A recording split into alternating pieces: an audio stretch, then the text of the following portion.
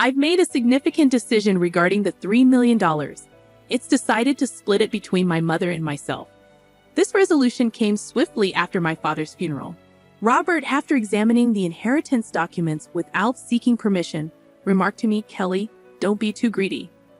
Amidst thoughts of finally quitting my job, gratitude flooded my mind for the caring old man. "Are you referring to my dad?" I blurted out inadvertently, ignoring my confusion. Robert and my mother-in-law enthusiastically discussed plans to purchase a new car and indulge in shopping. Faced with this unexpected development, my emotions reached a boiling point.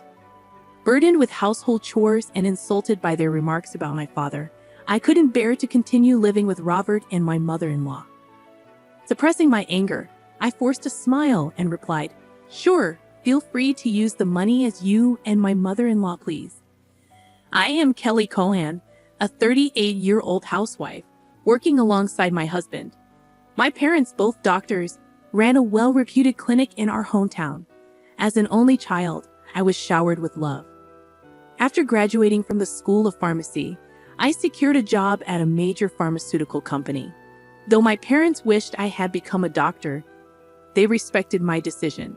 10 years ago, my mother tragically died in an accident, leaving my father and me devastated. During those trying times, Robert, my then boyfriend, supported me. We met through a mutual friend, and 2 years after my mother's passing, Robert proposed. Robert was an ordinary salaryman in the food and beverage industry, but I believed we could overcome any challenge and find happiness together. My father was overjoyed when I shared news of our engagement. "I've heard how Robert supported you, Kelly. Thank you so much. Please continue to take care of her," he said, facing Robert with sincerity. Standing next to Robert, I felt a mixture of emotions. Immersed in a wave of happiness, we visited Robert's family home the following week to announce our impending marriage. His mother, adorned in flashy makeup and divorced from Robert's father, scrutinized me with an air of rudeness. "Marriage, huh? You're Robert's choice for you? Isn't she a plain choice for you, and she's older, right? Wouldn't a younger and prettier girl be better for you?" she said, evaluating me without any restraint. Quickly, Robert retorted, "Mom, you know I'm in pharmaceuticals, right? Kelly works there. Her father is a doctor and runs his practice." Instead of highlighting my character, Robert emphasized the financial advantages. In response, his mother's expression transformed into one of satisfaction.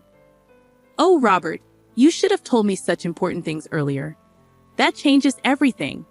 I happily approve of the marriage. Nice to meet you, Kelly." "Thank you," she declared, granting her approval. With Robert overjoyed at his mother's acceptance, I couldn't shake off a lingering sense of unease. Despite the smooth proceedings and approval from Robert's mother, as we were about to register our marriage, my father, a doctor and real estate investor, presented me with an apartment in a luxury building in New York City as a wedding gift. Excitedly, I informed Robert, "Dad has given me this apartment as a wedding gift. It's our new home. Let's live here happily and peacefully together." Robert smiled, and our married life commenced. However, post-marriage, I began to notice something disconcerting. Robert, having lived with his parents until then, seemed almost incapable of handling household chores. He couldn't cook, didn't know how to operate the washing machine, and showed no interest in learning. Garbage would be left scattered around with no effort to dispose of it properly. While my intention was to conscientiously share household responsibilities, Robert's careless attitude only heightened my dissatisfaction. In the initial year of our marriage, I willingly took on all the household duties, despite some complaints, considering we were still in the honeymoon phase. However, the combination of work exhaustion and struggling to keep up with chores pushed me to my limit in our second year. Deciding it was time for a serious conversation, I bravely expressed my dissatisfaction to Robert. To my dismay, his response lacked gratitude or reflection. "I'm tired from work too. You're much better at chores than I am, right? It's better if you do them since I'm not good at it," he dismissed just like that. Consequently, Robert hardly contributed to the chores, leaving me to bear the brunt of our household responsibilities. But that wasn't the sole issue. After marrying Robert, I discovered that his mother harbored some peculiar ideas. Robert, not particularly interested in seasonal events, led me to send a quality scarf and carnations to his mother for Mother's Day. Despite selecting a nice scarf from a department store, his mother's displeased call criticized it as not being from a famous brand, deeming it absurd to send such a no-name item. Attempting to explain its quality proved futile, as she insisted on items from a very famous luxury brand. Stunned by her reaction, I reported this to Robert upon his return home. Instead of empathizing, he nonchalantly said, "What? Just do as she said." Robert failed to take my side, and from that point on, we started giving her cash as she demanded. By our 5th year of marriage, her frequent visits became a regular occurrence, always finding reasons to ask for money. Despite this, Robert, without any complaints, would always smile and comply with his mother's financial requests. I held a job while Robert's income remained limited and small, making our daily life just barely manageable. Desperation drove me to dip into our savings to cut living expenses. Despite my frustrations, I understood Robert's deep affection for his mother, who had supported me during tough times. She was the mother of someone important to me, and with that thought, I endured. Now, in our 8th year of marriage, I continued to handle all the household chores and kept giving money to my mother-in-law. One day, amidst this routine, my father, whom I hadn't seen in a while, unexpectedly called me. The story he shared during our rare meeting was shockingly unexpected. He revealed that he was suffering from terminal cancer and treatment was no longer possible. Overwhelmed with shock, tears spilled from my eyes. My father gently stroked my head, just as he did when I was a child, saying, "Kelly, this is fate. Let us accept it." Quietly, I questioned him, "Dad, why even you?" Thus, my days became a juggling act of work, household duties, and visits to my father's hospital. While work allowed some flexibility, managing the household was not easy. When I told Robert that my first priority would be caring for my father, he showed no reaction or willingness to help. "Well, it's tough with your father's sudden condition. Please do your best," was the only thing Robert said. He visited my father in the hospital only once. My father's care consumed all my time, leaving no room to spare for Robert. If I ever had a moment to worry about him, I prioritized my father. One day, as my father lay in his hospital bed, he suddenly asked, "Kelly, how is your marriage with Robert going?" Caught off guard, thoughts of Robert's demeanor at home and his mother's behavior flooded my mind. Unable to answer properly, I hesitated. Sensing my turmoil, my father comforted me, saying, "Kelly, you don't have to endure. Think about your happiness. Don't worry, you won't have any hardships after I'm gone." Tears flowed uncontrollably as my father silently and firmly held my hand. 3 months later, the inevitable moment arrived. My father passed away quietly, engulfing me in immense sorrow. Amidst funeral arrangements, Robert showed no interest in my grief and offered no help. Despite this, I was too consumed with preparations to notice. Many friends and acquaintances attended my father's funeral, making it a heartfelt farewell, even for the indifferent Robert and his mother. The day after the funeral, a lawyer called about my father's inheritance. Arranging a meeting, I listened to the surprising explanation. After deducting taxes like inheritance tax, my father's estate amounted to over $3 million.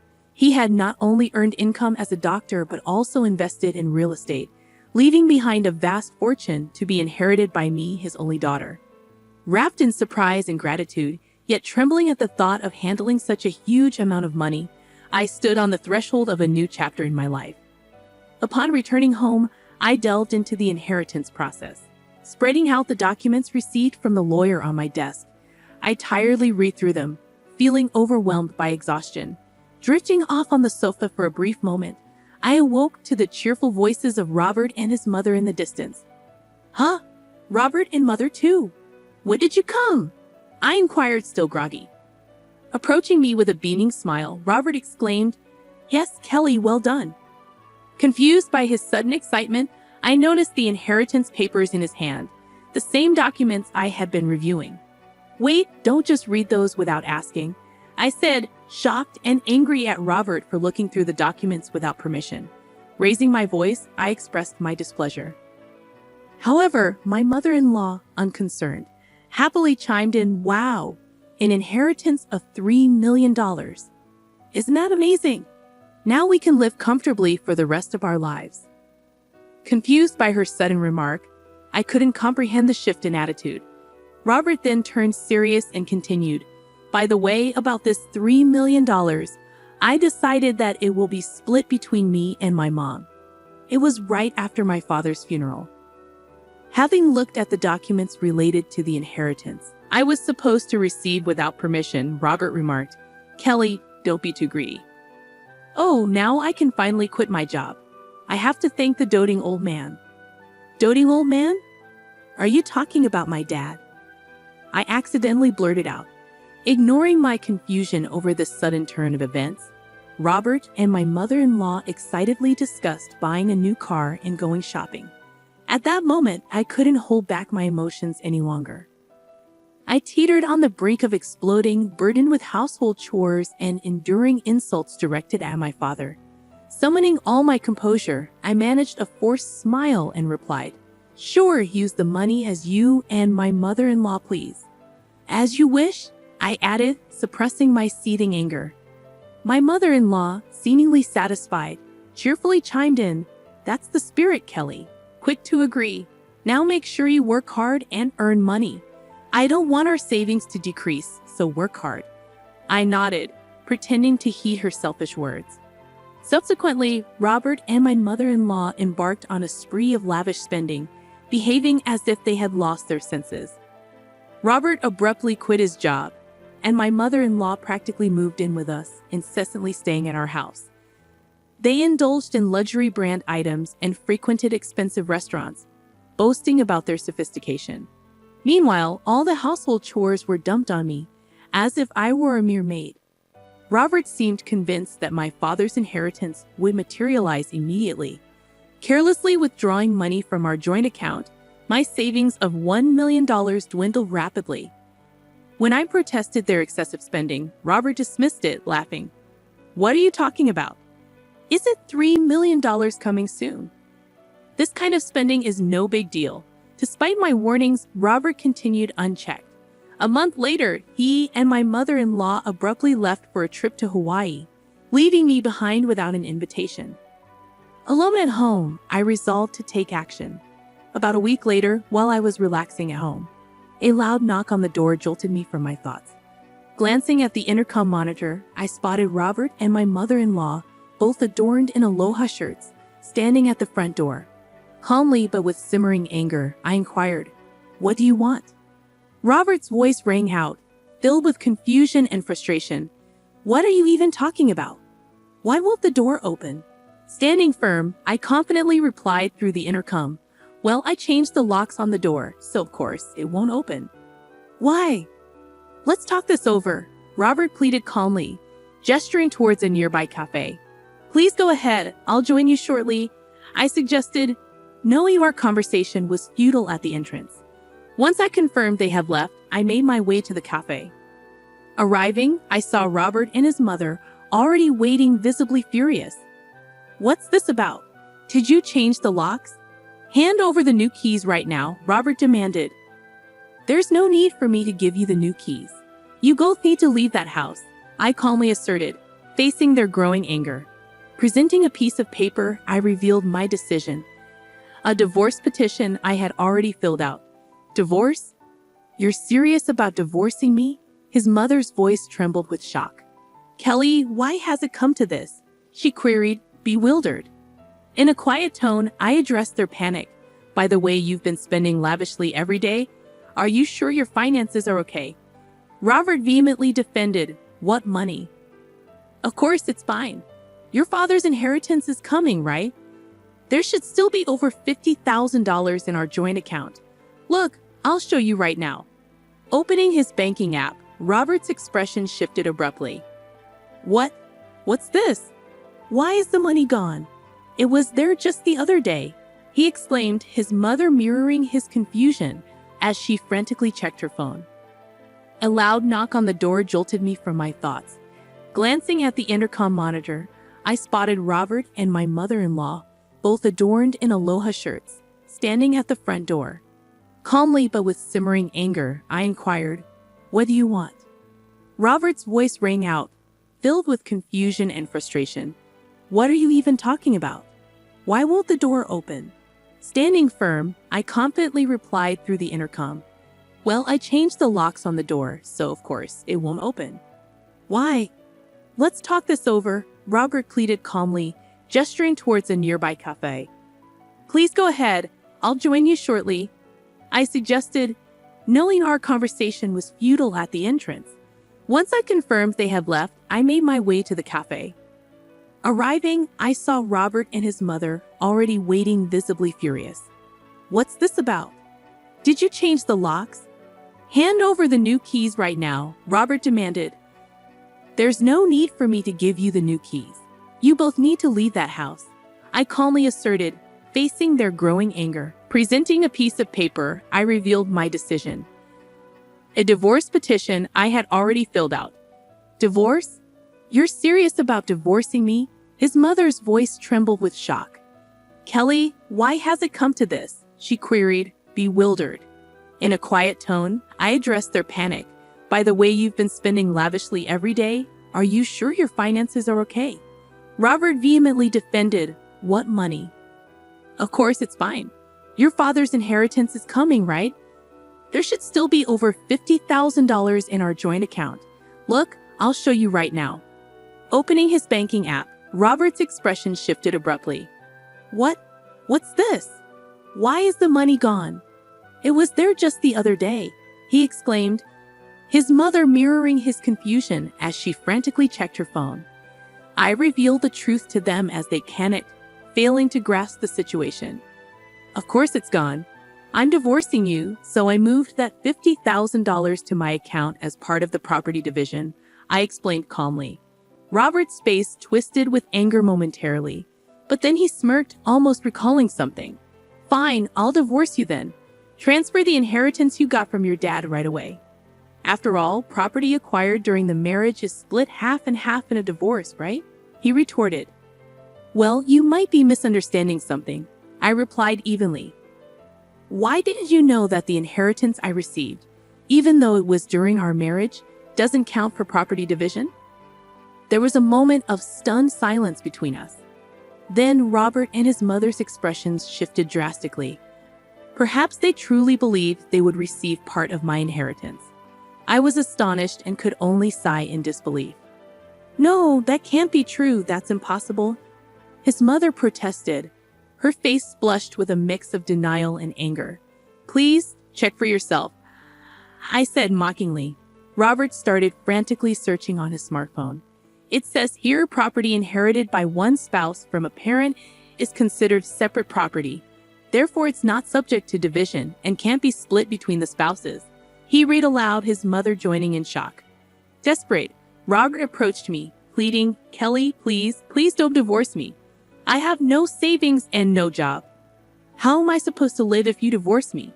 Faced with his plea, I remained resolute. Realizing it was time to move forward, I spoke clearly and firmly. "What are you talking about? Take responsibility for your actions. I will never forget how you both treated me. I'm divorcing you. I'll go to court if I have to." Intimidated by my fierce demeanor, Robert and his mother shrank back in fear, whimpering softly. Later on, Robert and I went through the divorce proceedings without issues. The $50,000 I had moved from our joint account was recognized as part of the marital property division. Eventually, I managed to evict Robert and his mother from my house. They found themselves deeper in debt, living in a rundown apartment and working tirelessly every day to pay off their debts. In contrast, I sold a condo I used to share with Robert and moved into my father's apartment. With the inheritance I received, I now live comfortably. Grateful to my late father, I aim to protect my happiness and spend my days peacefully, cherishing my new life ahead.